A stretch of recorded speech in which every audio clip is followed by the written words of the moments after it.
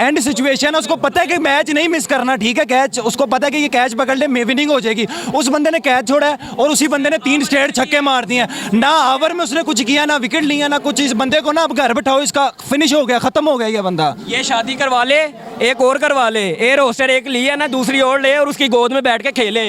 हसन अली मनूस है, इसने पूरा वर्ल्ड कप ऐसे खेला है, इसको टीम से बाहर निकालना चाहिए।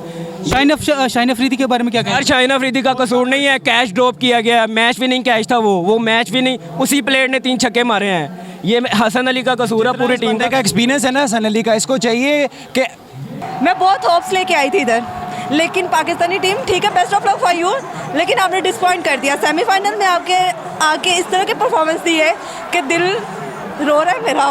नहीं, हार जीत तो मैच का हिस्सा है। ओवरऑल देखिए टूर्नामेंट में हमने बहुत कैसे अच्छा खेला इन्होंने, बहुत अच्छा खेला है, लेकिन सेमीफाइनल में आके इनके परफॉर्मेंस मैं अप्रिशिएट नहीं कर रही उनको। पाकिस्तान ने कोशिश ऐसी की है, लेकिन लास्ट में जब शाहिन अफरीदी को स्कोर पड़ा हुआ ना, यो जो एक डेड बॉल दी थी डबल ठप्पे वाली, उस पर जो 4 और 6 पड़ गए ना, पाकिस्तान की 4-5 गलतियाँ ऐसी थी जिसपे हमें बहुत दुख हुआ है।